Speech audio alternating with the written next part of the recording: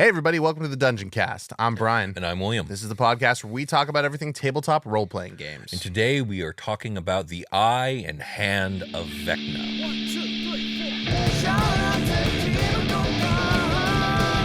Welcome, adventurers, to the Dungeoncast. Hey, Brian. Hey Will. How you doing today? I'm spooky as fuck. Are you? Yeah, 100%. All right. Hell yeah. Yeah, it's Halloween. Well, I'm almost sorry to hear it because the end of the spooky times is kind of upon us already. It is, It's gone by so fast. the culmination, the ejaculatory point. Oh, God. It We just got there ends. fast, It didn't just we? ends.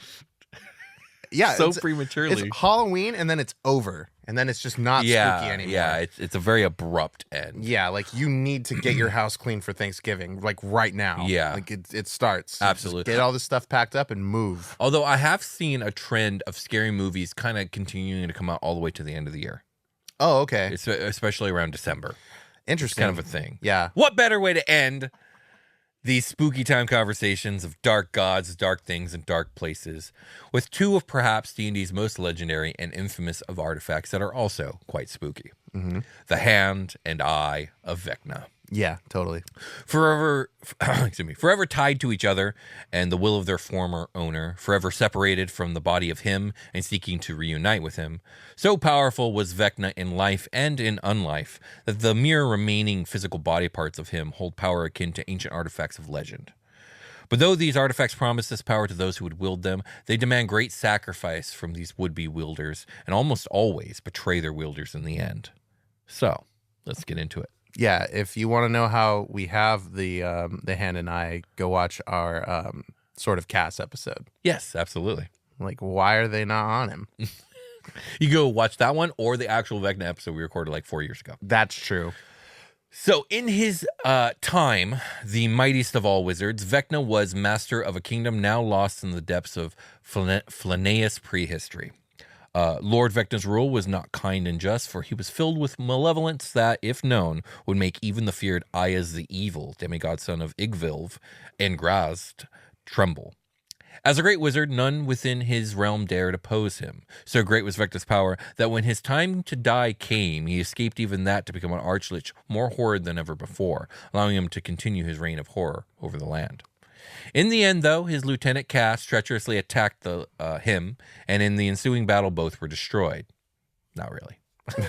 We detailed this last episode when we covered the Sword of Cass. Mm-hmm. The only things left behind in the aftermath was the Archlich's hand and eye.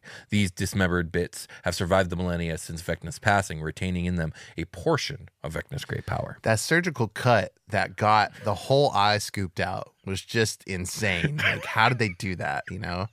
He, like, got the sword underneath, like, just right at the bone. And, and just did, like... Yeah, I could see that. The way I picture it is, you got to remember, right? He's already like a rotting corpse, right? Oh, it's easy to pop that motherfucker out. I think he honestly just cracked him over the head, and the eye just popped out. Or the Naruto-verse is set in the Forgotten Realms, and like you can just, unplug and plug in eyeballs like light bulbs. You could do that in Naruto, can't you? Yeah, you I've seen can. that, You yeah. super do. Yeah. Like from like. You kind of do in Baldur's Gate 3 as well. You kind of do. That's what I learned in fantasy. Eyes are transitive. Yep, Yeah. absolutely they are. You just need one. You don't need yours. Yeah, it's so true. Each time one of these artifacts has surfaced, disaster and ruin have followed. Padden the Vain used the hand to start the insurrection of the Yahites, a rebellion the emperor of the Malachite throne later crushed. By the way, this is all in Greyhawk. Oh, okay. With the hand's power, the so-called Vecna II held monstrous sway over Tyrus for 100 years. Hold on a second.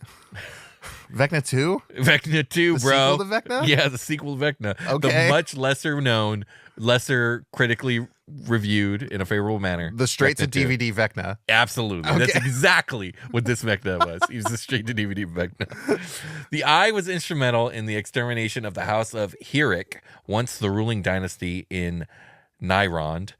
And Miro, the Paladin King, was corrupted by the power of the hand. So these artifacts have a real bad reputation. I see your strategy for packing in so many words that have like variable pronunciation into one sentence that the nerds are going to have a hard time parsing it out. I wish I could say it was a strategy, man. It just happened. Whew. Greyhawk's fun, though. Yeah. Each time, the Hand and Eye have failed their owners at some crucial moment. It's kind of what they do. Okay. Over the years, cults of worshippers have arisen to venerate the vile Lord Vecna, whether it be in his demigod, lesser god, or greater god forms. For Vecna cultists, the eye and hand are powerful relics worth obtaining at any cost. These servants are always watchful for any reappearance of the eye or hand, eager to track down and snatch them up from whoever possesses them. So just by, from a DM perspective or from a player perspective, just having them automatically makes you a target, which, of course, the DM is going to take advantage of. Yeah, easy. The Hand of Vecna appears to be a mummified left hand, black and claw-like. To be used, it must be placed on the stump of a left arm, where it will be instantly grafted into place. Oh, no. Once in place, it can be used as a normal hand, but always retains its horrid appearance. So you have to have some body trauma. And Yep. how that came about, who knows? Okay. Or if you want the hand, you got to cut off the hand you got. Or you can borrow some flesh and just sort of ball up your hand into a fist and cover it. I don't know if that'll This is my work. nub. Yeah, I don't think that's going to work. My nub. The Hand of Vecna, oh no, I read that. The Eye of Vecna is little more than a shriveled clot or small pebble, blood red in color. Like the hand, it must be affixed to the owner's body in an empty eye socket before it can be used. Once in place, it changes appearance to that of a golden slitted eye, much like a cat's. Once affixed, both items are permanently attached until the owner dies or they are forcibly removed. By the sword of Cass. By the sword of Cass. They radiate powerful magical auras that cannot be determined. I'm going to dig out your eye, champ, and then I'm going to put this raisin in it. Get ready. Get ready. It'll totally be okay. It's going to be great. You're going to have good vision. The best. Once attuned to the Hand of Vecna, a creature changes its worldview towards neutral evil disposition. Okay. In previous editions, the Hand of Vecna gave its user 19 strength, immunity to magic missiles, and inflicted 2d6 points of damage to plant-based creatures by touch. Why would it give you 19 strength? Wizards and liches are weak, right? No, not necessarily. Fuck, I'm pulling up Man. the Lich stat block on 5e. Let's see, Lich 5e. I've just been doing calisthenics and my hand crimps are so crazy. I can grab anything. See, 11 strength on the average Lich here, 5th edition. I'm going to argue that at lich level, 11 as a stat is not high. It is low. No, but liches not don't weak, actively work out. Right. Vecna, I guess, actively worked out. Vecna He worked out that left hand at least. Gross. Anyways, also you invoked, the user gained an instant death touch, no saving throw once a day. So you just insto kill a thing, no saving throw, just dead. Like when people Vulcan death pinch or karate chop someone's neck and they pass out, Yeah. except they explode into dust. Right, exactly. That's great. Along with randomly rolled spell-like abilities with a unique gesture for each power, and there are actual tables. So if you go back to, I believe this was out of the Book of Artifacts, so that would have been Advanced Dungeons & Dragons 2nd edition. Kind of like what they have now, where all these artifacts have a detrimental property and a beneficial one, or 2 or 3 or 4. Yeah. A lot of magic items would be custom to your game because you would roll in a bunch of tables and it would have all these different effects and spell-like effects and stuff like that. That's cool. Once attuned to the Eye of Vecna, a creature will also change its worldview towards a neutral evil disposition. In previous editions, the Eye of Vecna granted the user the effects of the True Seeing spell at all times. Nice. So that's very That's powerful. really good. Yeah. When invoked, the user could also cast Eye Bite, which is I think a level 8 spell, 3 times a day. Domination once a day, as well as some randomly rolled spell-like abilities, which you would do on those tables. Okay. Both artifacts were also considered to be cursed. I believe they still are, but they were then too. As they were once the living tissue of Vecna, every use of their abilities required a saving throw versus spell to avoid artifact domination. So a very dangerous thing to have on your body. Yeah, absolutely. I mean, it's gonna take you over. Yeah, it's pretty much inevitable. By the way, sorry for the self promotion, but I have 4 artifacts of Space Hell in the Drakenstar book. Oh, cool. And domination is very big. You have to avoid domination. Basically, spoilers. This thing is going to try and immediately dominate you upon attunement, and it's Is going it to spoilers for the book or spoilers for the book. Okay, For the okay. book, sorry. Yeah. And each of these 4 artifacts will then try and subsequently dominate you again and again, right? And if you succeed once, you're good. It will now bend to your will. But if you fail all three, you will be permanently transformed into the highest level fiend of whichever type of the 4 types I have in my universe here. And the items are around, or are they absorbed into the being, or what? No, and then you wield it, but you wield it, Okay, and okay. you become immediately forsworn Servant, to yeah. the Prince of Hell that the artifact belongs to. Sick. So fun stuff. Anyways, back to Vecna. The Book of Artifacts has some DM advice when it comes to the artifacts and claims that both the Hand and Eye of Vecna are so evil that PCs will likely gain little good from either artifact, and encourages DMs to fill their players' minds with tales of the tragic deaths and dire fates of those foolish enough to presume upon Vecna's power. The most obvious goal is to keep these artifacts from falling into the clutches of the cult of Vecna or any other evil looking to utilize their power. This puts both groups in a race to follow a path of rumors and legend to find them first. Even if the characters succeed, they're still left with the problem of what to do with the artifacts. The cultists will not rest until the items are theirs. Can you imagine finding like the Iron Man armor and you put on like the glove or whatever, and now you're like a rich asshole? I like that idea. It's hilarious. The Book of Artifacts goes on to present a few more scenarios in which the artifacts could be utilized, including the characters accidentally finding the eye or hand and must destroy or hide the artifacts before cultists do them in. A scenario where the characters would have to prevent a good NPC from using the artifacts, since this would doom their poor soul and perhaps many others, or perhaps the greatest challenge of having the player characters forced to defeat a foe already using the artifacts, perhaps a depraved ruler within the borders of the former Great Kingdom. Okay.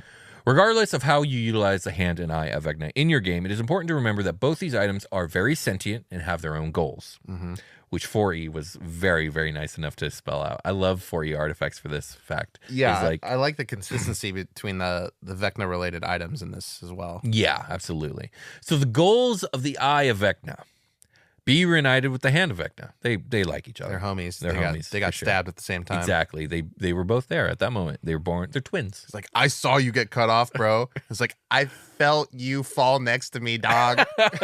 Exactly. Spread the worship of Vecna across the world. Okay. Wrest secrets from those who keep them, then use those secrets as weapons of betrayal. Uh-huh. So Vecna. Yeah, baby. Be installed in a powerful living vessel, preferably a powerful wielder of arcane magic. Got it. Those are the 4 goals the Eye of Vecna has. Every morning, that's his checklist. It's like, where's my hand? Okay, you're there. All right. Are we spreading the worship of Vecna across the world? Good. Do we have any secrets, and can we use them to betray somebody? 3. 4. Where's our powerful living vessel? We need one. Yeah, totally. We don't have teeth. We don't gotta waste time doing that. Exactly. Yeah. The Eye of Vecna communicates silently with its possessor, delivering vivid hallucinatory visions about what it wants. These visions are subtle at first, but eventually they become grisly and more explicit.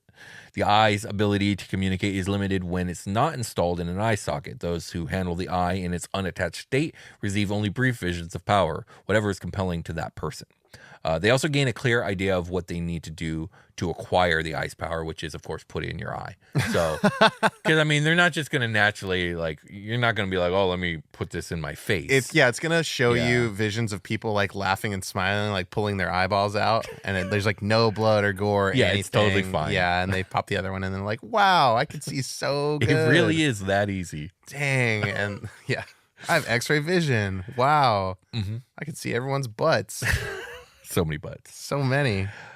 All right, goals of the Hand of Vecna. Spoiler alert, they're going to be the same. Be reunited with the Eye of Vecna. They're bros. Spread worship of Vecna across the world. Wrest secrets from those who keep them, then use their secrets as weapons of betrayal. Be installed in a powerful living vessel, preferably that of a powerful wielder of arcane magic. Look for a hand masseuse. Absolutely. The Hand of Vecna can move independently of its owner's wishes to communicate, using a strange sign language that only a character who has attached the hand can understand. Its ability to communicate is limited when it's not attached. When a human or character touches the hand, it springs to life, scratching at the left hand of the creature that touched it. Oh God. At the same time, the creature feels a surge of power accompanied by a sense that his greatest desires are within grasp. Oh God. Okay. I don't know why, but it scratches my hand. I like it. It was said that the only way to permanently destroy the Eye of Vecna is if both the Eye and Hand of Vecna are attached to the same creature, and then that creature is slain by an artifact known as the Sword of Cast. Oh God, it's back. Yeah. But that can't even be true, because that's exactly how these artifacts were made. So that doesn't seem like it should be true to me. Okay, it was said that the only way to permanently destroy them is if attached to the same creature and that creature is stabbed like in the heart or something. Right. Yeah. So the eye and hand would die with the rest of the person. Yeah, but that obviously didn't happen when Cass did that to Vecna in the first place. Well, they cut the hand and eye out first. I guess that's true. And then Vecna got so dead. Did Vecna didn't die? He didn't actually die, no. Yeah. Well, I mean, his body did though, but his soul just transferred because he was a lich. Right, Priest, yeah, right? yeah. And then he went to the astral plane and became a god somehow. Unclear. Moving on. The Hand and Eye of Vecna appear in a number of adventures, including Vecna Lives, where Vecna attempts to reclaim them That's right. and use his cult to perform a ritual that will summon his followers from across time to take over Earth. So he pulls I feel like I've seen this before, where it's like, it's in that dumb movie with Tom Cruise, which I know people liked, and I'm sorry. It's like something of tomorrow, the War of Tomorrow, where basically they're taking people from the past and bringing them to the future to fight a war against aliens. What? Yes, it's a thing. Maybe it wasn't Tom Cruise. Is this the one with all the Tom Cruise clones? No, that's Oblivion. That one's okay. actually okay. I like that movie. And you're not talking about Minority Report, which also sort of deals with time stuff. Kind of. I like that movie too. Yeah, No. I mean, Tom Cruise has the a lot best of part good of Minority movies. Report? It's Peter Stormare's fucking mad doctor, the surgeon who does the eye thing on him. Don't get mad at me when I tell you I haven't seen Minority Dude, Report. okay. By the way, yeah, he gets his left eye replaced by Peter Stormare. I know who is an amazing actor. I know way more about Minority Report than I should for not having watched it. So that tracks. So, anyways, best part of that movie. I love anything Peter Stormare does. But back. What were we even talking about? Oh yeah, taking people from the past and bringing them to the future to fight your bullshit wars. That's what Vecna does in Vecna Lives. He basically tries to get all his cultists and soldiers from across time and bring them to the present to take over the world. Okay, so every person that's ever served me in my armies Across thousands of years. I will become the most powerful I could potentially be. Exactly. I'm going to open up all these portals. I'm going to open a portal to year 1000, year 2000, year 1500, and every single basically era of my power and bring all those armies over. That's stupid because no one likes Vecna. Well, no, the dude had an empire, so it's actually not the worst idea. Yeah, but is how that Cass gonna fucks be with there? Yeah, but it'll be Cass. It'll be Cass when he was bros. cool. Yeah. Okay, yeah, because you can select from time. Yeah, no, not exactly. not Cass after I fuck Cass up. Exactly, Okay. exactly right. Theoretically, although Cass doesn't show up in that He adventure. brings Cass from out of time, right? And it's like, stupid Cass, you're back. He's petting him. I missed you. He's like, where's your eye, bro? Don't ask complicated questions. We gotta go get it, man. That's so funny. And then he sees him with the sword. He's like, give me your fucking sword. Give me your Seriously, fucking right. sword Give it to right me now. now. Yeah. Yeah. Okay, so Vaporizes for it. me, Here's it's a better one. this entire premise is completely would destroy the time continuum in my eyes. Yeah. But whatever. It's D&D. It's Dragon Ball Z time where you can just do whatever you want in your timeline. Exactly, yeah. And you can go to any timeline and fuck that one up too. That is precise. Absolutely. And then with the end goal here of becoming, because he's already a god at this point, right? So it's his avatar that shows up that tries to do all this. Yeah, okay. But basically he wants to become the ultimate god because again, we know that number of worshipers and souls equal power. And if he has just quadrupled his worshipers but bringing them all to the time zone and then taking over the world and converting everyone, he'll become the greatest god on earth. Yeah, and since he's an avatar, he has to master all 4 elements as well. And then he can take over the world. In Die Vecna Die, where the hand and eye need to be used alongside the Sword of Cass to kill Vecna, who's making a play at taking over the multiverse. And funnily enough, the Hand of Vecna also shows up in a recent adventure, The Descent into Avernus. Oh, nice. Okay. So I had to look this stuff up because I'm not a crit roll person. I'm not a crit roll person. Yeah. But in Descent into Avernus, Vecna's hand is grafted onto a dragonborn paladin/barbarian named Arkan the Cruel, who is attempting to use the power of the hand to free his goddess Tiamat from her imprisonment in the 9 hells. This character, Arkan, oh god, I gotta say this name, is a canonization of the character played by, can you say this name for me?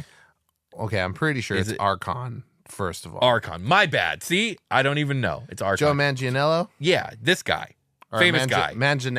That guy? Fuck, I forgot how to say Very his name. famous. Hey, Freeland? Isn't he very fit too? Yeah, he He's works very out. famously fit. I don't know anything else about He him. probably also likes metal. What is it with D&D people liking metal, working out, and fucking liking D&D, I guess, are the three things. I It's don't like, know. dude, I met the I first love two, all three of those things. the first two people I met that played D&D were you and Freeland, and you We guys were are buff fucking back then. working out. We were buff back then, They're bro. buff ass gym bros. Like, you guys want to roll some dice and fucking, you can be an elf. Like, yeah. Yeah, exactly. You guys seem cool. Well, I was like, check this song out. Like, yeah, dude, this seems all good. Like, sure. I don't know, bro. I don't know. I can't give you that answer. Joe, is it Manganiello? I thought the G was soft. Manganiello. Soft G, not a hard G. Okay, my bad. Yeah. I feel like I'm obliged to be a fan of this person, but I'm just not. I'm sure they're cool. I just don't know anything about them. Yeah, they're super cool. They had like I saw some custom D&D table they got made that was like thousands of dollars Yeah. because they're rich, and like, why the fuck wouldn't you do that? And like, I don't know. Right. Seems cool, seems legit. Like, Freeland put me onto this dude. and Yeah, was I know just like, Freeland's okay, a fan. Let's just jump on to, he's shaming us for not being able to say the name after he told us. Oh, but yeah, I'm sure. They're all, it's a who you know industry over there on that Right. side of the D&D So he world. was on Crit Role with this character, apparently. Totally, yeah. And this character got canonized into actual Forgotten Realms lore in the Nine Hells. That's how powerful it's pretty Matt cool. Mercer is. Exactly. You can get Matt Mercer's in a D&D book and in the So you remember how I was Yawning saying Portal as like a character in a tavern. You remember how I was saying like having enough souls worshiping you gives you power? Yes, Matt Matt Mercer. Yeah. Anyways, that's all I got on the hand and eye. He also gets to be. Sorry, go ahead. He also gets to be fucking the voice for Ganondorf in Tears of the He doesn't. Kingdom. Well, okay. I think his D&D stuff aside, the dude's an incredibly talented voice actor. Oh, yeah. I he's think really he good. does a great Ganondorf. Yeah, and he's Hit from Dragon Ball Super. he's which is also- super fucking cool. He's also oh god, what's his name? Minsk in Baldur's Gate 3. Yeah, he does So, a lot of stuff. Why wouldn't we give Matt Mercer a Baldur's Gate 3 voice acting job? That's fucking like teed up. Honestly, you should just give most of them. They're all good voice actors. So, I know, yeah. and they all get the work anyway. Yeah. So Anyways, the rich get richer. I'm not jealous. Shout out to Demogorgon. I just want help us. We need more souls. All right, let's take a short rest. Okay. It's the grand adventures of Ilian and Beard. You know, Ben, I've been thinking about it, and the Pendant of Plenteous Patrons is a wonderful name for the artifact itself, but I don't think it quite is a good fit for the shards that we have. You know, I've been investigating it, and it's just the amount of patrons within it just are not very plenteous at all. Like, it's still substantial, but I've been workshopping something. I wanted to bounce it off you. What if we called the shards, instead of the shards of plenteous patrons, the shards of substantial supporters? You know, I love alliteration, and that is some I do too. Solid work. Solid work. Thank you. I think that's fine. You know, it is Yes. inherently different now. Yes. I suppose. We don't want to confuse anyone The who old, one, might be overhearing our conversation. the old one was like round and Yes. amuleted. Yes, Wait, it was. Hold on, are people listening to us? You never know. Yeah. I guess you never don't. know. I guess you don't, and that would kind of track because we've come across a really spooky, like the grove of some kind. I think of Oh. look at all this gnarled wood. Yes, it seems we've wandered directly into the Ghost Grove, Oh, okay. also known as the Grove of Ghosts. I was gonna ask how you know that, but I can see their signage actually. Yeah, right. I there. did know it, but also there is a sign. That doesn't surprise me one bit. You know. The stories say that this place is haunted by dark and angry spirits who use the fears of those who wander through them against them. Oh no. So be on watch, Ben. This is a dangerous place, and one we must go through to As- reach Creator's Crater. That's right. Creator's Crater is on the horizon in the northern mountains. Indeed. And we will brave whatever forests and whatever dark, ghostly spirits. I'm not afraid of anything. Well, I'm afraid of a few things, but not very many things. Yes. And those things are very scary. Any and they're fear very- any fear that you hold in your heart, I'm afraid the spirits here will lock in on it and use it against you. Ben? Ben, where are you? I was just talking to you. How did you get lost in the fog that quickly? Who? I see a silhouette in the distance there. Who goes there? Who's out here in the fog with me? Oh, it's just me. Oh, Ilian the Olive. Who? Ilian the Olive, the librarian. I'm afraid I'm all out of magic. No more spell slots to spend. Oh, God! What happened? Oh, you know, adventuring. Companions not respecting my personal boundaries and asking me to cast my magics. And now I'm all out of spell slots. Oh, that's terrible. How? And the green in your beard, it truly has faded to olive. This cannot be my future. Tell me it isn't so.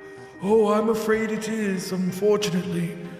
You just aren't going to find the supporters that you need to continue your quest. No, this cannot be. I refuse to accept it. No! Yes, I will steel myself, Ilian, and I will ensure that the evils that try to penetrate my heart cannot do so. My resolve will be as thick as my plated armor, yes. Wait, where did all this thick fog come from? I don't... Ilian, where did you go? You were right here next to me, and now he's gone. And I'm all alone, and I don't know which way are the northern mountains. I can't see. And all right, I just need to calm down. I'm gonna, kind of a little too worked up. Let me just paint. That'll calm me down. And here's my easel, and here's my canvas, and here are my acrylics, recently filled. How wonderful. And my brushes, what's this? They're all... No, I swear I cleaned them. I did. I clean them every time. This can't be. These bristles are completely blue and crusty. No! Oh, Ben, there you are. And the shard. Look, it's blinding light. Oh my God! It's piercing through the fog. It's casting away our fears. Oh, that's good. Be gone with you, Ilian the Olive, you pathetic excuse of a wizard. I will never become thee. You disgust me. Oh my, okay. Well, I can kind of jest what you went through based off of that. My brushes are they're totally clean. Yes, I saw you clean them yesterday. I always do. You always do. I'm always so scared Never that I'm fail. gonna forget and then, pull them out and I won't be able to paint. Ben, we need to work on your confidence. In these matters, maybe you're right. Yes, let's talk more about this on our way through the Ghostly Grove. I think we need to work on your fear of the future.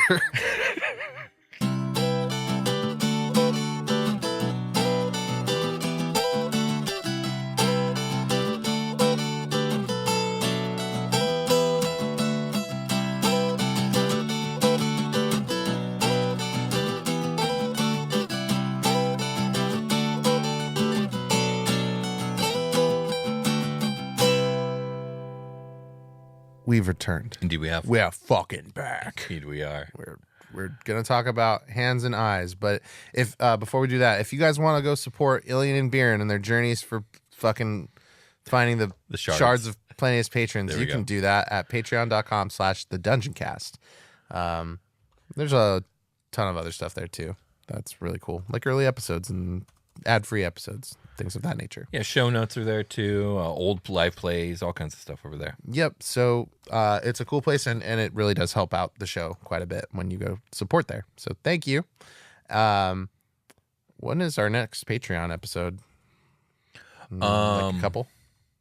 Patron? Our patron voted episodes. Oh, we have patron voted episodes. Next recording session. Next recording session. Okay. Do you want me to spoil what it is? Because they already won by a landslide. Well, everybody on Patreon knows. So we will have an upcoming episode voted on by our patrons on. The Empire of Netheril from Another Forgotten Realms. So. Okay, is that going to be a city episode or like a realm episode or like what are we talking about? It's more of a like City of Sigil. It is going to be kind of like a city episode, but it's also going to be kind of like an event episode, which I don't think we've really done an event episode. Because the whole thing about the Empire of Netheril is that it exploded. So we're going to talk about that. Talk about why and how. Yeah, exactly. Okay, which we have actually in the Mr. episode. We talked about Karsus's folly and him destroying everything. I the remember cities that. falling from the sky and all that stuff. But we're going to get much more into like what was that time period like? What were the cities like? What was the empire like? What was blah, blah, blah, blah, blah. And that was a topic that was nominated and voted on to be an episode on the Dungeoncast by people on Patreon, who we take very seriously. Yeah. So if you guys want to get a hand, if you want to get an Eye of Vecna on that and then use your hand to vote, on certain topics later on, you can go to patreon.com/Dungeoncast and do so. That's at any donation rate. So, get a hand on that ball. Indeed. Get some visibility on that stuff. Let's talk about some other hands and eyes that are useful for this episode specifically. Indeed. Let's do it. D&D Beyond has You got the dice ready? I need to get the Dungeon Masters. Get it. I got to get. Yeah, please do. We're at the end of the year artifact. I still got this down. I know, this bookmark it. Okay, so D&D Beyond has a Hand of Vecna page, an Eye of Vecna page, and a Eye and Hand of Vecna page. So I'm going to read off the Eye and Hand of Vecna page since it seems to sort of like not be different than the two pages rather than just combining them. It's a good consolidation of the two, consolidation, for sure. That's a great word. So we already talked about how to attune these things. You got to take out you have to have an available space for them. Mm-hmm. You can't just slap the hand on your chest. Nope. Or like third eye. I pulled out my third eye. I put Vecna's eye there. And now I'm Tien. Actually, it's not specific about the eye. So if you do have 3 eyes, I don't know what species might have 3 eyes, but if you did actually, does it specify here? To attune the eye, you must gouge out your own eye and press the artifact into the empty socket. This says you got to do that shit yourself. Ooh, shit. It does. It says you must gouge out your own eye. That's true. What if it's already missing? You're incompatible? Yeah, it just falls out. Sorry, you're disqualified. The eye grafts itself into your head and remains there until you die. Interesting. Same thing with the hand. You must lop off. It says lop off your own left hand. It does. That is so specific. The left one. I think I'm just gonna say I think that's an oversight. But go ahead. I think the idea is like if you want to use these, you have to pay the price. Right. Yeah. But like theoretically, someone who's lost their hand has already paid that price. If the hand, well, it's like with the intention of attaching the hand, you did not. You just like paid some other price for some other bullshit. Like you got in a fight with a bad guy, and he was really cool. It's not the hand's fault. You make bad decisions. Yeah. So if the hand is ever removed, you die. If the eye is ever removed, you die. So you can just cut off the Hand of Vecna again, and then the whole person dies. Yes, exactly. Nice. Weak points. Random properties. The Eye and Hand of Vecna each have the following random properties: 1 minor beneficial property, 1 major beneficial property, 1 minor detrimental property. That's pretty good. That's usually it's either even or even like weighs a little bit more on the detrimental side. This one weighs on the beneficial side. You want to roll and see what our hand which one we're roll for each, right? We're going to do the eye first. Eye first. So here's a minor beneficial property for the eye. We got a 46. 46. While attuned to the artifact, you have resistance against one type of damage, probably necrotic. That's a good one. Or psychic, because it's an eye. I don't know. Yeah. Psychic is a good pick. Yeah. It's like hard to resist. But necrotic's also good because what if you want to fight another lich? All right, here I go. Just call that a 0. Is this a major beneficial? This is our major beneficial. Okay. It is a 5. Oh.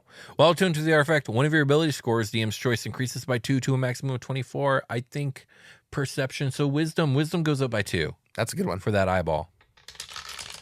And then here's our minor detrimental. That's a 36. 36. While attuned to this artifact, you are physically ill and have disadvantage on ability checks or saving throws that use strength or constitution. Ooh. That's pretty brutal for a minor detrimental, but it also I feel like fits. Like tough. If you yourself are not undead, yeah, putting this eye in you probably makes you feel fucking horrible. All right, let's do the hand. Okay, here comes the hand stuff. This is our first minor beneficial. 87. 87. While attuned to this artifact, you can use an action to cast 1 3rd-level spell from it. After you cast the spell, roll a d6 and a roll of 1 to 5. You can't cast it again until the next dawn. So, here's Fireball. Sick. What is it?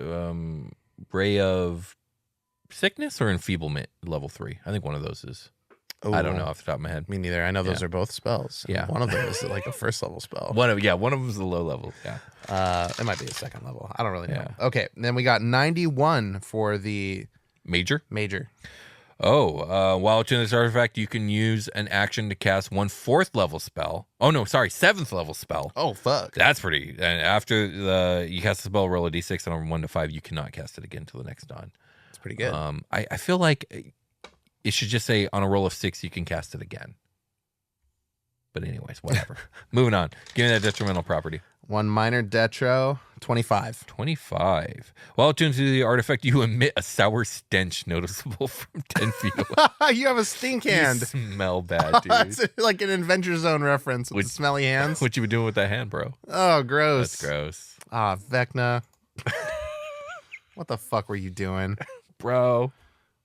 It's for science. That's how I got it so strong. I was tugging so hard. Oh, God. All right, moving on. Tell me more about the hands. Properties of the eye. Okay, the eye. Your alignment changes to neutral evil, and you gain the following bennies. You have true sight. That's a great one. You can use an action to see if you were wearing a ring of X-ray vision. You can use an action to see as if you were wearing a ring of X-ray vision. You can end this effect as a bonus action. The eye has 8 charges. So, well, real quick. When you do so, you can see into and through solid matter for 1 minute. The vision has a radius of 30 feet. To use solid objects within that radius appear transparent and don't prevent light from passing through them. The vision can penetrate 1 foot of stone, 1 inch of common metal, or up to 3 foot of wood and dirt. Thicker substances block the vision, as does a thin sheet of lead. Neat, like Superman. Yeah. The eye has 8 charges. You can use an action and expend 1 or more charges to cast the following spells. Save DC 18 from it. Clairvoyance costs 2 charges. Crown of Madness costs 1 charge. Disintegrate 4 charges. Dominate monster 5 charges. Or Eye Bite 4 charges. Just for reference, Eye Bite is a level 6 spell, so very powerful. You can do 2 eye bites per charges. The eye regains 1 Just bite d4. both eyes. Yeah. The eye regains 1d4 plus 4 expended charges daily at dawn. Each time you cast a spell from the eye, there's a 5% chance that Vecna tears your soul from your body and devours it, and then takes control of your body like a puppet. And if that happens, you become an NPC under the DM's control. Okay, so that's why this thing doesn't have a major detrimental property. It's got one built in. My God. Vecna eats your soul. Each time you cast a spell from the eye, there's 5% chance. So, okay, I cast a spell. What 70 something? We're safe. 77. We lived. We lived this time. So on the Dungeoncast, we're alive. I guess I'll roll one too, in case I have it. So what is it? Do I have to roll a 95? I have to roll a 95. Did you just roll a 90? No, it's I rolled 69. a 69. Nice. I would roll that. You would. Fuck. Here we are. It was live. Well, that was it for the hand. That was the eye. That was the eye. Yeah. So properties of the hand, your alignment changes to neutral evil also, and you gain the following bennies. Your strength score becomes 20, unless it's already 20 or higher. That's amazing grip strength. Yeah, you get like a Bane Venom boost when you slap that thing on. Yep, absolutely. Any melee spell attack you make with the hand and any melee weapon attack made with a weapon held by it deals an extra 2d8 cold damage on a hit. That's cool. It's good for casters and marshals. That's awesome. Yeah, I like 2d8 cold. That's nice. Yeah. The hand has 8 charges. You can use an action to expend 1 or more charges to cast one of the following spells. Save DC 18 from it. Finger of Death. I don't know why. We know where that thing's going. No! That costs 5 charges to get. Hold on. We're reading the Finger of Death spell. 7th level. Instantaneous necromancy. 60-foot range. 1 action to cast. You send negative energy coursing through a creature that you could see within range, causing it searing pain. Target must make a Constitution saving throw. It takes 78 plus 30 necrotic damage on a failed saving throw, half as much on a successful one. A humanoid killed by this spell rises at the start of the next turn as a zombie that is permanently under your command. Woo! Awesome. Moving on. In the motherland, finger pulls you. Sleep is 1 charge. Slow is 2 charges. Slow's pretty good. Yeah. Teleport 3 charges. Teleport's pretty good too. Yeah. Damn, like the actual teleport spell. That's cool. The hand regains 1d4 plus 4 expended charges daily at dawn. Each time you cast a spell from the hand, it casts the suggestion spell on you. Save DC 18. Demanding that you commit an act of evil. The hand might have a specific act in mind or leave it up to you. Okay, so I feel like the hand is the safer artifact to use. Yeah, it depends on the evil. Yeah, but the other one is you fucking your die soul gets eaten, and your and now soul Vecna's gets here. devoured, and now Vecna's here. That's pretty bad. It doesn't get much worse, really. Yeah. So I kind of like the hand. I think I'd introduce the hand. The eyes are the window to the soul. That's why Vecna can get in there on you. That's actually, I think you might be right. I think you're absolutely right. I think that was written on purpose. Damn, I did it. Yeah. I solved it. Yeah, I think I would introduce the hand to the party and maybe put the eye in an active like antagonist, and then maybe have the eye proc its soul devouring scenario mid fight with the party, so Ooh, the yeah, party that's has to crazy. witness it, and then oh shit, Vecna's here. Yeah, with the person's body would change to look like Vecna, right? Yeah, and like obviously So you the would know. personality, you would know. Because Vecna would definitely try to keep it a secret. Yeah, maybe.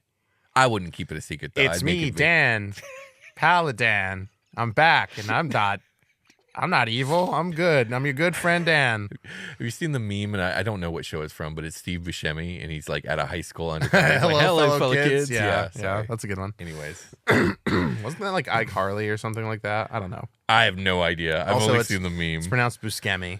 Is it really? It really it's is. not Buscemi? There is an episode of Guess Who Scooby Doo that show exclusively. It was like 2018, 2019, Buscemi. where they have Steve Buscemi on there, and he makes it a very clear point. Absolutely. Everyone's he's walking around with the cast of Scooby Doo like a normal person. He's like actually Steve Buscemi, and everyone's scared of him. It was like, it's that gangster from TV, and he's like, I'm an actor. And then he's like, it's pronounced Buscemi. Like that's his whole bit, the whole fucking show. It's pretty funny. Okay. I didn't know that. Yep, me neither. I didn't care either, but now you know. Hey, cool. I know now. Now that I know. Do we have properties of the eye and hand? We do. If you're attuned to both of them, you gain the following bennies. You are immune to disease and poison. That's nice. You're using the eye's X-ray vision never causes you to suffer exhaustion. Yeah, I left that part out when I read the spell. Sorry. Oh, okay. What would happen? You would just like You have to make a con save when you use it, and if you fail, you get a level of exhaustion. that can get bad real fast. Yeah. You experience premonitions of danger, and unless you are incapacitated, can't be surprised. Nice. It's danger. I know. Yeah, I did. Okay, if you start your turn with at least 1 hit point, you regain 1d10 hit points. That's Very pretty nice. good. Yeah, solid. You're just healing every turn. If a creature has a skeleton, you can attempt, so not a jelly. You can attempt to turn its bones to jelly. Wow. With a touch. You can turn it into a jelly with the hand of Jesus. Vecna. What a horrifying thing to behold. Yeah. Because that person's going to die, but it isn't going to be instant. If you do It's going to be like a 5-second ordeal as they fall into a pool of just their just- organs. Yeah, don't just quite organs, work. Yeah. flesh, and Stuff's gonna tear. Yeah. We saw it in Harry Potter. Gilderoy Lockhart sure did remove all of that boy's arm bones, Yeah, that's true. It'd be like that, but the whole body. the whole body. Oh, so Harry Potter had some like muscle trauma when that happened too, probably, that they didn't talk about. Man, it sucks to be Harry Potter until it doesn't.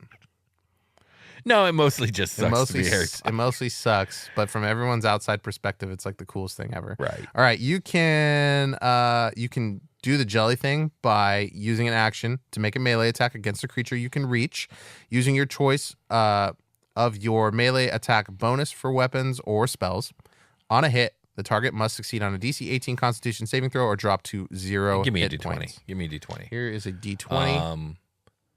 What? A level, I'm guessing here, but like a level 10 barbarian probably has a 4 and then proficiency bonus to their con save. So what is that, like a +7 or 8? Let's go was with it the plus 8. Let's eight? go with the 8. +8. See right? how that. Trying to treats think, us. is there anything else I can stack on that? Not for It's- not for +8. the save. So barbarian gets touched by Vecna. And he saves. Yeah. He gets 13 plus 8. Yeah, that's So that'll do it. 21. Woo! That was a close one It because was. guess what number is right next to 13 on this dice is the 1. Oh, I yeah, really sure. thought you were rolling a nat 1. That would be great. Yeah. Okay. So you can use an action to cast Wish. This property can't be used again until 30 days have passed. That's extraordinarily powerful as well. Yeah. You can be like, I wish this bullshit I attached to my body was back to normal. Yeah. And I was gonna that say, would probably I was gonna almost say, kill like, you. I wish that you had failed that saving throw that you just passed. Ooh. That's dope. And then I'm going to do that again in a month. See you then. Destroying the eye and hand. If the eye of Vecna and the hand of Vecna are both attached to the same creature and that creature is slain by the sword of Cass, both the eye and the hand burst into flame, turn to ash, and are destroyed forever. Any other attempt to destroy the eye and hand seems to work, but the artifact appears in one of Vecna's many hidden vaults where it waits to be rediscovered. Okay. It shows up somewhere again. That's all. Yeah, sometimes, which that's actually not unusual for a lot of artifacts. I do find it interesting that there is an actual permanent way to destroy it. I think a lot of artifacts we've read, there isn't a permanent way. It's more like you destroy it, but it shows back up again in 1,000 years. Yeah, like a god. Yeah. Like you have to go to the place where it was forged and like throw it in the fucking fires of Mount Doom or whatever the shit you got to do to it. Yeah. That's it. That's the whole stat block. There you go. Any thoughts on the Hand and Eye of Vecna? Have you ever been tempted to use it? Do you have plans to use it in the future? I don't. I'm still stuck on the Deck of Many Things. That's really fun. Are you aware of the Deck of Many Things? Like, I don't know what to call it. I guess just book coming out. Yes. It actually looks incredibly good. It looks way higher quality than anything Wizards of the Coast has done in years.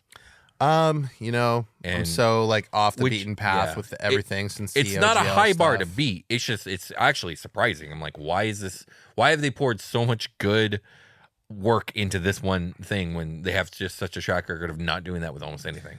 I don't know. They're like riding this line of doing a make good and then still being the exact same shitty entity that like caused them to do a make good. Mm-hmm. So I don't really know what to do about it. Yeah. And I just sort of like, yeah, that looks cool. Yeah, I'll still play D&D. Yeah. Like, they're adding like 11 cards to the deck.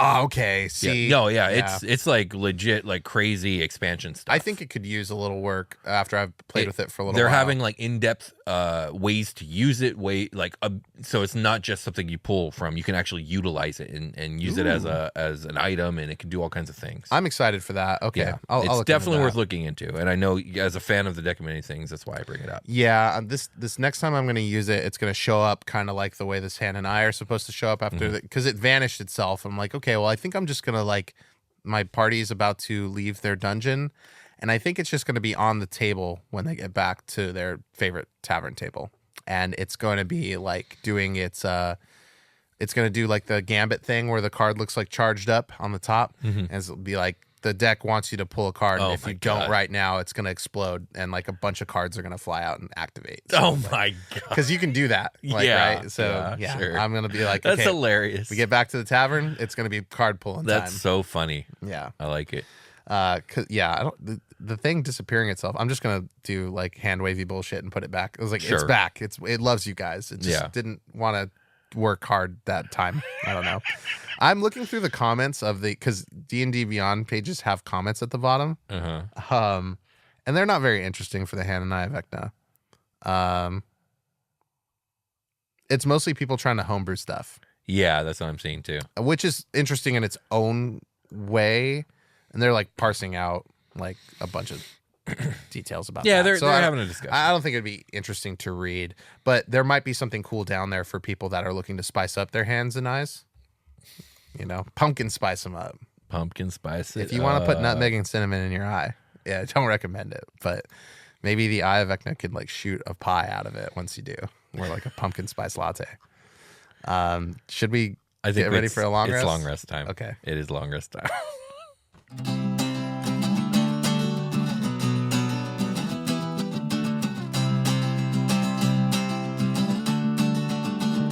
Hey everybody, welcome to the long rest. Man, this foot, these feet are warm. I've got a hand over one of them, and I stretched this jelly sack eyeball just over my other one. It doesn't quite cover it. I got some big feet, but horrifying. Yeah, they slosh when you walk, but I just really need them so I can sit by the fire and be toasty and cold.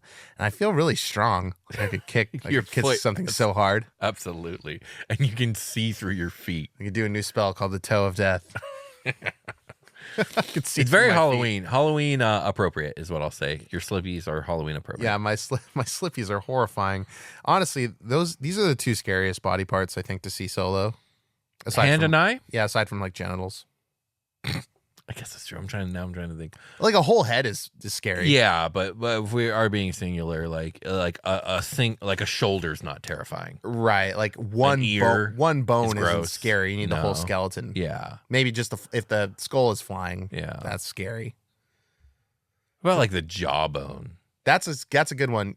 Stephen King uses a lot of jawbone. You need a jawbone to talk to demons. Ooh, I like that. Yeah. That's interesting. It's like part of it. Yeah. You get like a character finds a jawbone like jutting out of a wall. Yeah. And he's like, I'm gonna take this and use it later to talk to some fucking demons.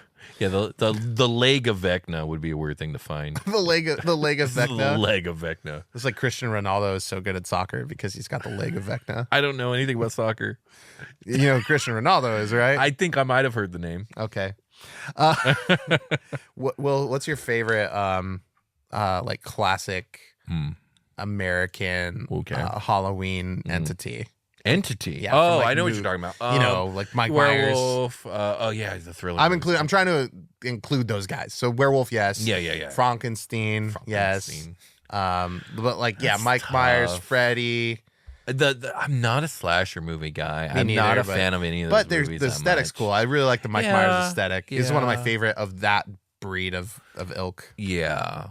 Because I guess if I had to choose one of those, God, I dropped it would on be the Freddy dice. Krueger. Just because I like supernatural horror, and Freddy Krueger of those three is the most supernatural. Which I mean, the other two have a little bit of supernatural going on. Yeah, But I like the classic stuff though, dude. I like Dracula. I like you like a Werewolf. Nosferatu.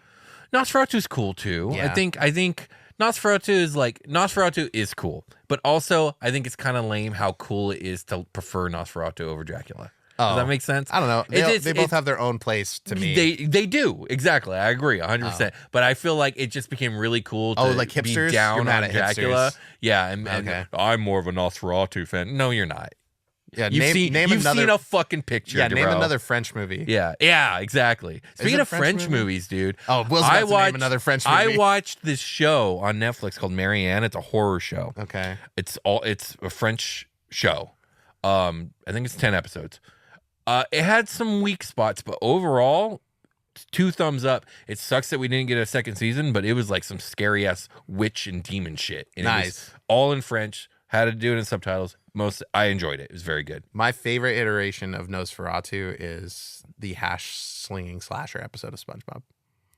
I vaguely remember it. At the very end, they're like, if you were the one at the... I forgot what he was doing. If you're the one at the door and you're the one calling on the phone, then who was flicking the lights? And they look over and it's Nosferatu in the doorway. And he's like, Yes, I do remember. They're like, Nosferatu. Yeah, that was funny. So. he's like, eh. But I guess of all the entities, yeah, I think it's got to be Dracula. I'm a huge Dracula, Castlevania, Gothic horror fan. So yeah, I like Hugh Jackman Dracula. He's not. Oh, Dracula. that's Van Helsing. Yeah, Van Helsing Dracula. I mean, like, that one wasn't the worst, but it also wasn't very good. I like how he was buff. Yeah, they're both and then they both just ended up being angels in the end. That was weird. Strahd.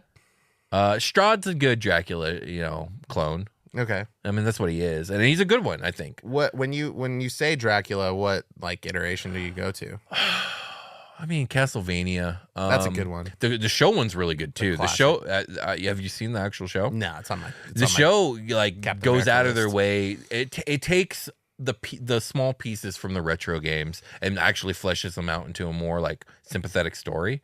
Yeah, those first 4 episodes depicting Dracula were fucking top notch. But I don't know. I don't know if I have a particular go-to outside of just the Castlevania classic Dracula. Bram Stoker's Dracula is just really good. The movie's okay, but I like mummies. Like mummies are dope. Like yeah. Imhotep. Yeah, Imhotep's great. Yeah, I love Imhotep. Absolutely. I love the mummy. Those I feel like movies are Imhotep's the probably only not, one who could go toe to toe with Dracula. That would be power pretty level-wise. cool. Yeah. Do you think what would Dracula do about like giant wall of sand or water that is Imhotep's face? I think he would teleport. Like, that's a good one. Yeah.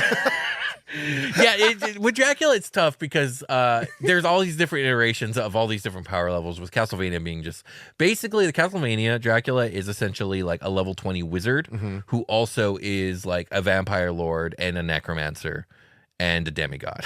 Yeah. Okay. It's ridiculous. Yeah. Anyways, Is Imhotep a lich? Sort of. he's a mummy lord, right? He would be a mummy I guess, lord. yeah. He's doing a lot of magic. He's definitely 19 CR creature. Yeah. Okay, I like it. So we'll have an Imhotep versus Dracula, sort of face off. That'd be cool. next year. We could do Strahd versus whatever the most powerful mummy in D&D is, and see who wins. And we'll call him Imhotep, and he'll have the face power. Yeah, definitely. Okay. It has to have that face All right. power. And we already know that triggers your teleport. So if I want to burn your teleports, I'll run the vampire lord. You'll run the Uh-huh. mummy. We'll have Jake be arbiter. Okay, yeah, he'll referee. Yeah. Got it. Okay.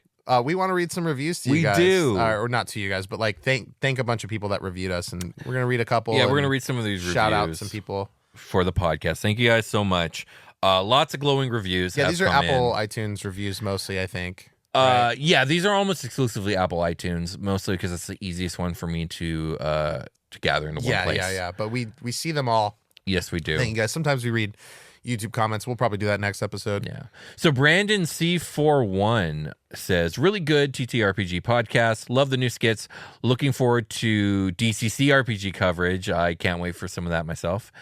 Praise Bob Bills, which is a wizard patron from Dungeon Crawl Classics. Oh, okay, sick.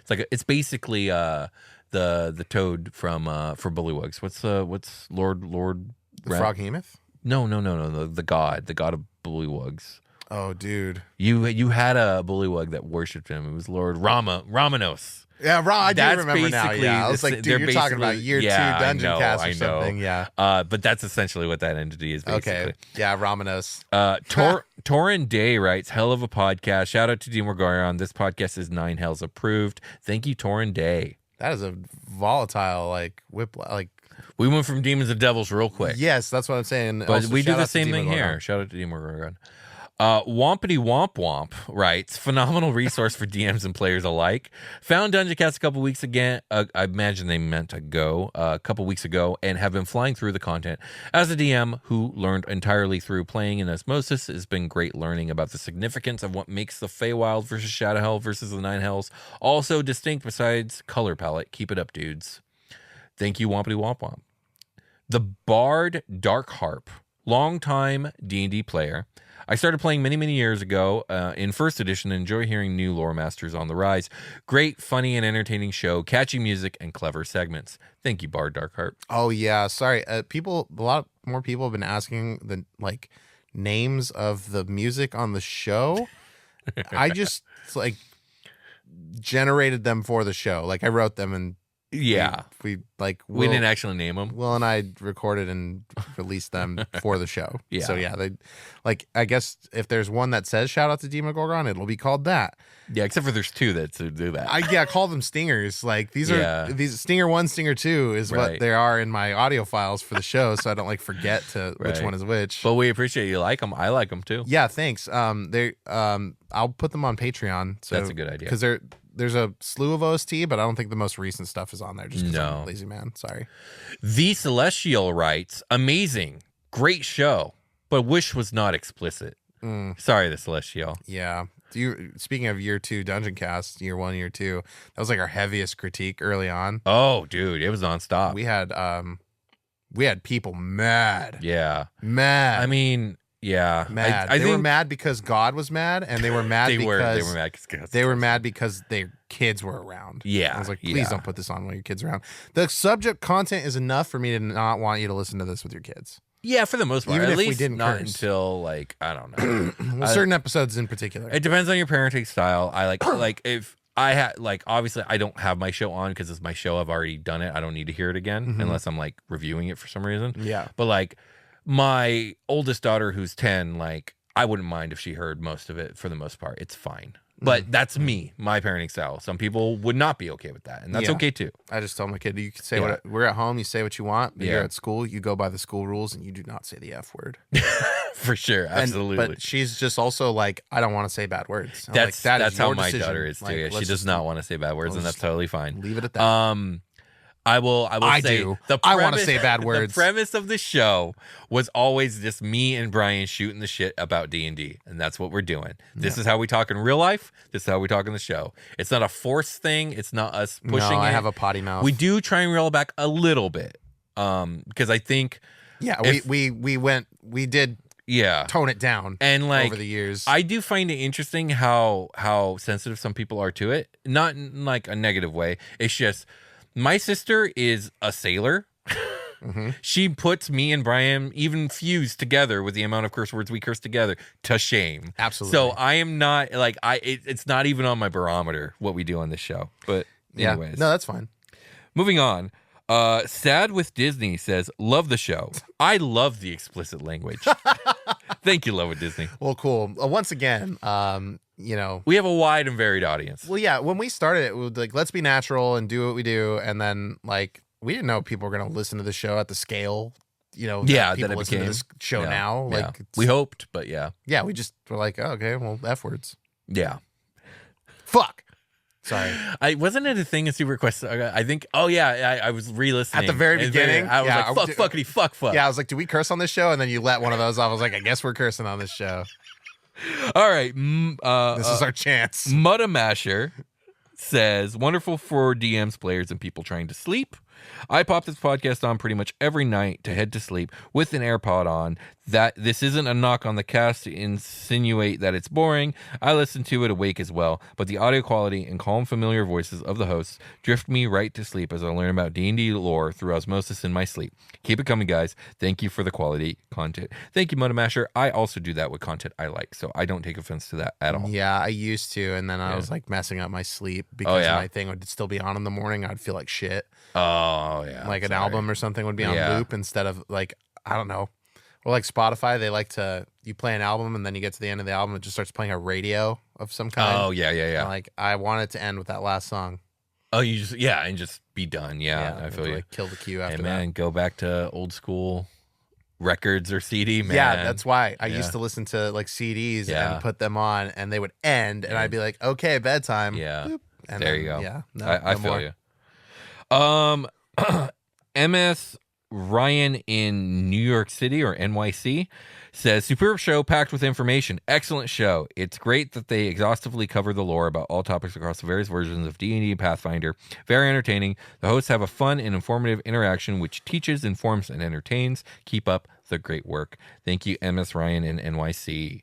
Thanks, guys. Every review is important because of like visibility. Like Yeah. people don't know about the show, might hear about it because of your reviews, like getting It's pushed. very true. But also like tell your friends because it's cool. We Yeah. see a lot of people being like, I show this to all my players. That's And that's appreciate all awesome. I that. love that. Yeah. Real quick, I want to say a big thank you to Lil FFF Lies, who left what is very probably the single most glowing review I think we've ever gotten ever.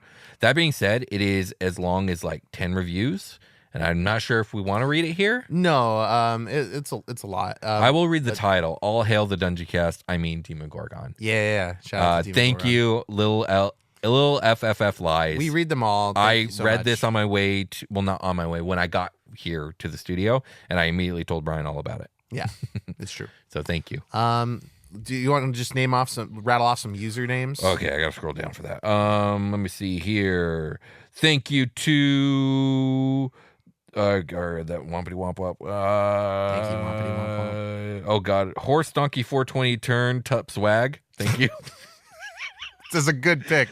Thank That's you. a good lead in. I don't know if we're gonna get a better username than that. The first one. Maybe we Here should comes stop. the next one. Thank you, Josh Tit. That could be anything. Thank you, Esteban TC. Thank you, Cooper Ryan 77. Thank you. I know we've read this one before on the show. So thank you, Daffy Ed. Let's go to another country real quick. Hey, let's pop over to Canada. Yeah, we were reading American reviews. Yeah. Let's read some. Actually, let's go down under.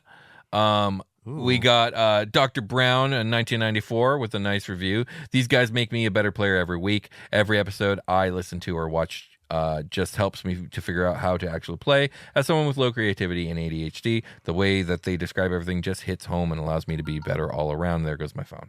Does that count for the drinking game? No. Yeah, I think it does. I had 'cause to that's take it like out of another- airplane mode to get these reviews. You told me to do it. Okay, yeah, that's. You know what? We'll give you a pass. Thank you. I'm still gonna take a drink. Real quick, thank you to M.No from Australia and Furrow from Australia and Gold Crown and Maleki85 and Jack Hamuman, all from Australia. The Jack Hamuman. The Jack Hamuman.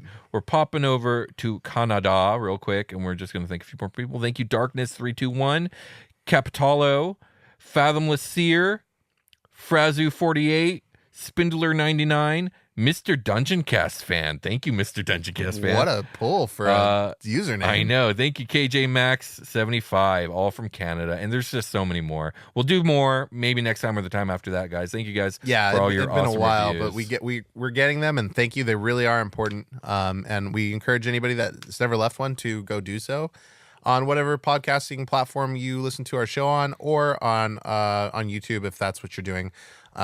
Just some quick footnotes. The YouTube episode is officially staggered by 1 week. Yes. That's on purpose. That is on purpose. We're Going to remain that way to give us a little bit more breathing room. Yeah, maybe one day way down the line it might come back. It probably won't though. Just because of the way we're gonna handle post-production moving forward, it's better to do it this way. Yeah.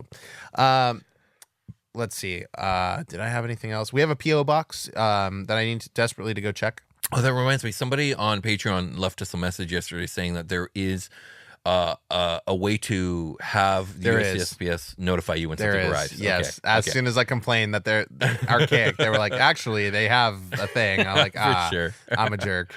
It's cool. I'm going to set that up.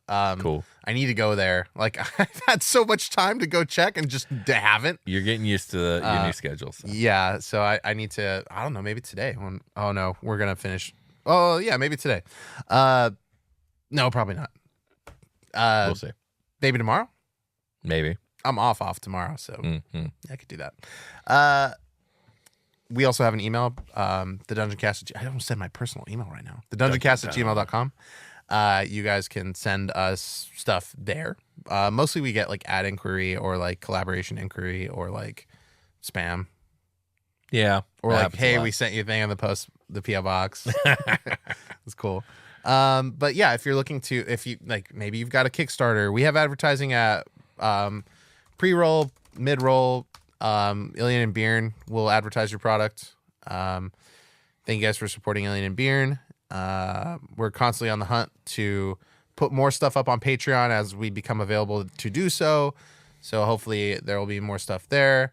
Flashbang and the Surgeon is still ongoing, so go check out that superhero campaign that is on our Patreon, but also on its own feed now. And we also have our Baldur's Gate giveaway is done. So Yes. thank you. We shouted out the user We did. already Yes, we on Mike, right? Mm-hmm. Okay, cool. A very frequent YouTube commenter. It was Yes. Brian Von Miller, right? It was Brian Von Miller. Yeah. Congratulations again. I know your name. I know who you are on site from your many years of commenting on our YouTube stuff. Indeed. Kindly. So very deserving win, I think. Not that another winner wouldn't have been because it was random. It was. What I'm trying to say is So many comments. we want to do another giveaway, but we don't know what to give away. So let us know what you would like us to give away. I was thinking to finally bust out that big ass jar of dice and have a Ooh. like, a hey, guess how many are in here? I That like would be a that cool idea. giveaway. Yeah, that sounds cool. And you would kind of have to go to YouTube to, like, maybe we do yeah, our own it's video a YouTube for that. getaway. Yeah. I like that. That's still a good idea, even though it's YouTube exclusive. Yeah, That's and fine. the requirements would be like you need to subscribe. Yeah. Or like maybe we just like, I don't know. It's hard to do. We'll look into what sort of options we have for giveaways for like the podcast. It's way easier to do it on YouTube, but Right. whatever. It could be a social media one. Who knows? Maybe we'll do the Deck of Many Things book if it comes out before the end of the year. It's coming out this November. Okay, maybe we'll give. I don't know. That might be too soon. We'll talk about it. Okay. And then I think we just have like the social media stuff. Will? Yeah, you'll find us on Twitter, on Threads, on actually you might not find us on Twitter for long because this dude's literally about to try and just charge people to use it. Yeah, if it becomes a subscription-based program, Yeah, we're out. I'm just leaving. Yeah, we're just like leaving. it's not something Yeah. we're interested You'll in. find us on maintaining, Instagram and on Threads and on Mastodon. which are all perfectly good platforms to do exactly what we Yeah. do on Twitter. You fucking goon, Elon. Get out of here. Your cars are burning to death. They're literally like wasting away. They're breaking automatically on them. You have enough problems. Indeed. Stop fucking with us. Right. Anyway. I think at that point too, I'll probably open a Blue Sky. I just haven't because I'm lazy. But Oh yeah. yeah. But if we leave Twitter, we'll go there too. So we'll still have 4 social media. Obviously, there's the Discord, which is my personal favorite of all the social medias we're on. I highly recommend that one. We will be able to talk to us and just a ton of awesome fans and a great community with fantastic mods. Really cool place. All the links are in the description, so go check it out. Yeah. And then, oh God, excuse me. I did a yawn. And then obviously, Star Seeker's Guide to Dragon. Yeah, we're writing the book Star Seeker's Guide to Dragonstar, a science fiction, space opera, high fantasy, galactic adventure based off of our live play adventure, Super Quest Saga. It has everything you could want out of a space book. It's going to have space travel, space combat, spaceships. It's going to have new sci-fi / fantasy inspired class options for every single class in the game. 11 new updated alien species. Instead of races, we're going with species, including a custom species builder, which will allow you to build whatever alien race that you possibly could want. And a number of other things. And if you want to help support it, all the money coming from pre-orders is going directly back into the book for more art, better quality pages, longer sections, more monsters, all that other stuff. So check out drakenstar.com. Link is in the description. I appreciate any support we're getting. We are wrapping up the first 5 chapters in a permanent sense and moving on to the final 3. And yeah, I'm very excited about it. All right. And with that, I think we can call it a game. All right, let's call it a game. We'll talk to you guys later.